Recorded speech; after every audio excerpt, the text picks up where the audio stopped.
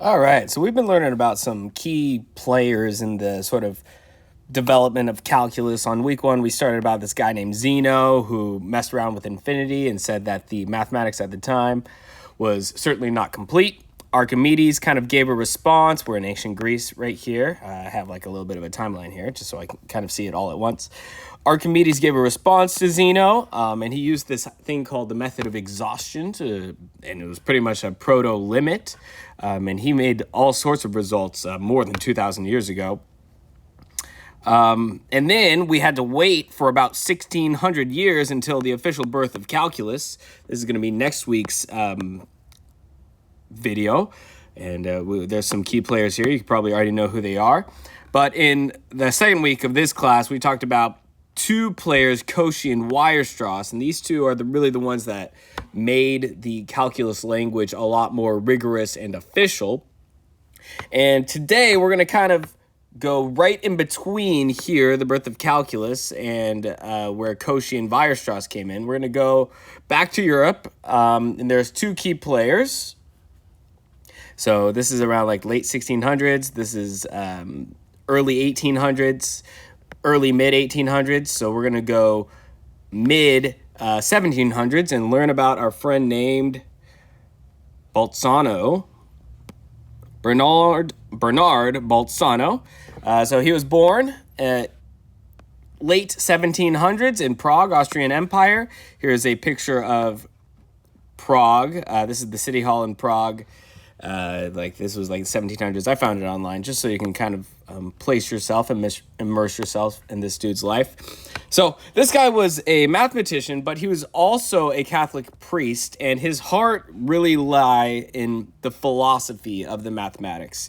Very much like Weierstrass, Bernard here didn't believe in his intuition, or he chose to not trust his own intuition, and he chose to lean purely in logic throughout his life. He was deeply concerned with truth, logic, and moral integrity. This guy was kind of really stand up. He was a really good guy. At least he's almost like the good guy of the character, the protagonist of the calculus story. He's a Catholic priest. His heart was with his religion, deeply attached to truth, logic, and moral integrity. And around this time, when he had official positions in academia, so he's in Prague, but France was going through the revolution, and this government here, the government that he was under, the Austrian government, was very authoritarian and was absolutely terrified of the French Revolution that was going on a few countries away. And the things this guy would say, he thought all humans, were equal morally, regardless of class. He said that war is always bad, and the Austrian government is like, whoa, this guy's talking crazy. We can't have him in academic positions. So despite his amazing knowledge with mathematics and logic, his heart side and his moral integrity side got him kicked out of academic positions. But that didn't stop him. He was very tied to what he believed. It's funny because you say he believed everybody was morally equal regardless of class. War is horrible, and the Austrian government's like, yeah, we can't have you in schools. That's crazy talk. Especially over there in France, everybody is attacking the government because of ideas like you are saying. And he wasn't trying to start any sort of revolution. He was just talking from the heart, really. And he also spoke very literally through mathematics, and he was sort of anticipating a problem. Calculus had just been discovered about 100 years ago by Isaac Newton, and he loved the new subject, but he thought that it was too heavily influenced by intuition, and so he sought out, very much like Weierstrass. This is kind of like a Weierstrass before Weierstrass existed. We already know who Weierstrass was. So this is like a Weierstrass almost 50 years, who had his day about 50 years before Weierstrass did. But he said this idea of continuity, whatever that is, this is simply a function, what it means for a function to be continuous. This was an idea that was assumed in the mathematical time. In the development of calculus, continuity was assumed. Most functions were continuous. He saw that that was a problem. That's not something that we could assume about functions. So he said, I think we need to have some sort of heavier literature or more rigorous literature on this idea of continuity. In mathematics, a function is continuous. A basic idea for what a continuous function is. A function is continuous if you can draw the function without lifting your pen. So there you go. There's a continuous function. Or I could do this. A function is continuous if you can draw the function without lifting your pen. There you go. So those are both continuous functions. But that, to Bernard, was not a good enough definition. So he gave a little bit more of a specific definition that said, if you vary the inputs, the outputs won't vary that much, but it still needed further development. But what he's perhaps, in this class, most important, what he did was he gave a rigorous proof of the intermediate value theorem in 1817. And that theorem is something we are going to learn about this week. Very, very important theorem. But the big thing he noticed was that this idea of continuity in the field of calculus was not well defined. And it's almost like he anticipated a little bit of a problem, or he anticipated how mathematics would soon be broken if we didn't give a much better definition for this thing called continuity, as well as other things. But the big thing was continuity. He said we need a better definition for continuity, and with the definition that he gave a rigorous proof of this intermediate value theorem. Here's some of his writings right here, by the way. This is a book that he wrote, and here's where he lived. So noble guy, kicked out of academic positions because of his views, his seemingly revolutionary views. And then about 30 years later, his anticipatory problem with calculus was shown to officially be a problem by a new character named Joseph Fourier. We're going to go to France. Fourier was around 20 when the French Revolution was going on, and he was part of the revolutionary, well, not super tied to the revolutionary sort of crowds, but he was naturally anti-establishment, anti-monarchy, which was the real core issue with the French Revolution. Over across the pond, the Americas had their revolution, and France says, you know what, I think we should join them. And famous players like this guy, Joseph Fourier, joined the revolution. This dude was savage. If there was like ever a mathematician / physicist that had swag, I would say that Fourier was sort of one of them. He was very different than Bolzano because Fourier didn't care that much about rigorous proof. He's more of a physicist by trade, and he's kind of like one of those characters that calls it how he sees it. He makes observations, writes down the observations, and is fearless to publish things that he hasn't proven yet. But in his study of heat in particular, so he joined the French Revolution. He was associated, part of the wrong crowd, and around in his 20s, and he was tossed in jail. He's tossed in jail. Everybody was tossed in jail in the French Revolution, though, and most people were also beheaded. He kind of dodged a bullet there, or he dodged a guillotine there, because he was never beheaded. But everybody's getting beheaded left and right. French Revolution. Everybody's getting tossed in jail left and right. And we got Fourier here, who was raised by monks. He was orphaned and raised by monks. Mad genius, and this was noticed by the monks. He was tossed in jail in his 20s during the French Revolution. But in the jail cell, he kept thinking, and he kind of just always is seeking natural truths. He's more of an observational scientist. He's very curious about the world around him, and when nature shows him something, he collects it without worries about any sort of background proof or anything like this. This actually got a lot of fellow mathematicians angry. If you can see this caricature right here, this is Fourier, who has this, I call it how I see it, swag with his smile here. And this mathematician, this is an official caricature, by the way. This was done in Fourier's lifetime. So both of these mathematicians are sitting right here getting painted.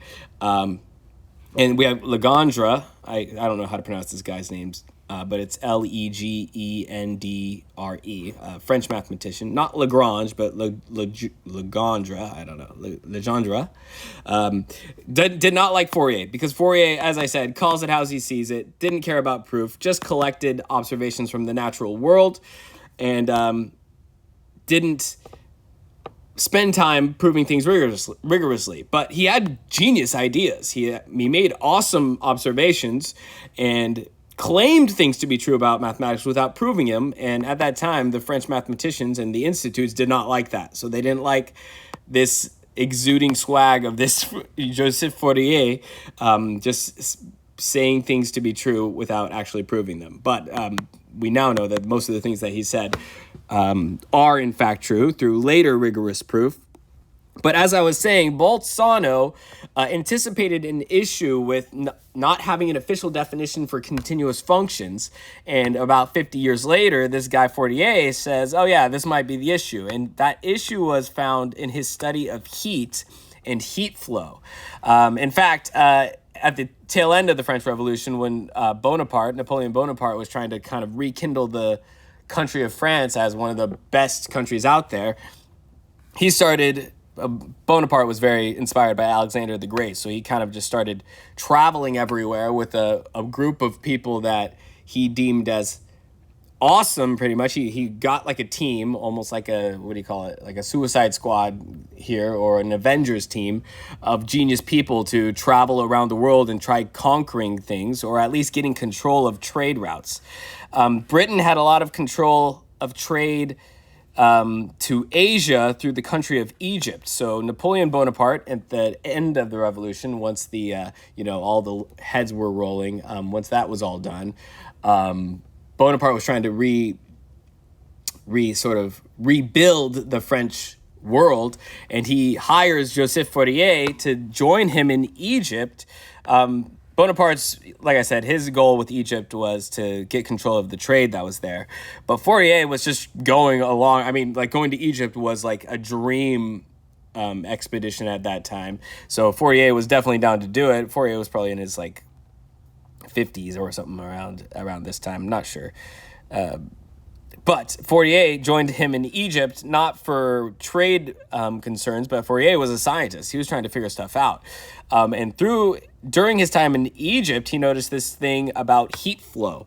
And heat does not behave like the continuous functions that Isaac Newton and the founders of Leibniz expected all functions to behave like. Fourier found and discovered that heat was very erratic in nature, and it had lots of jumps, lots of spikes, lots of discontinuities.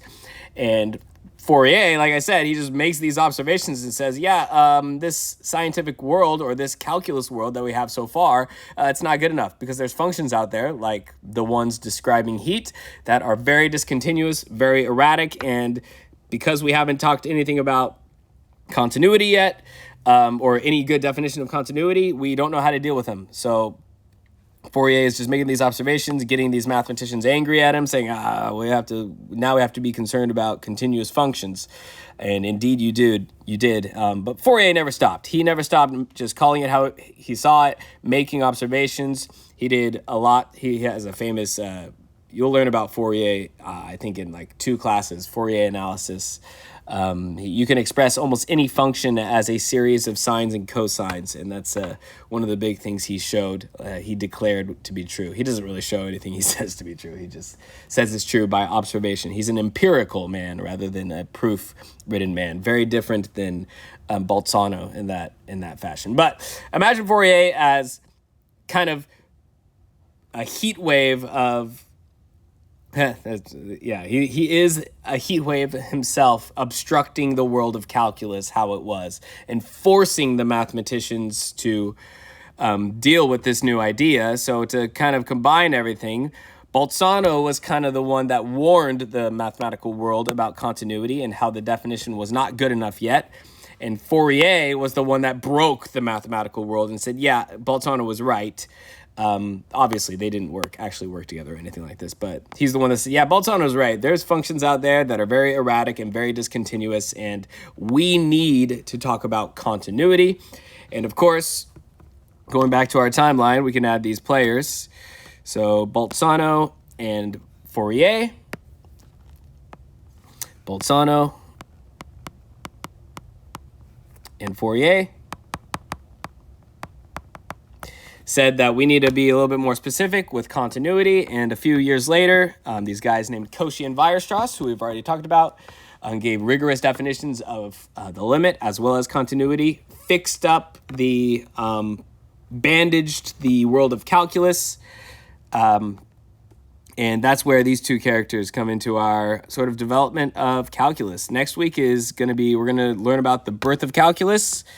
But as of right now, these two characters really convinced the mathematical world, convinced the calculus world that a better definition of what it means for a function to be continuous was necessary to keep calculus alive.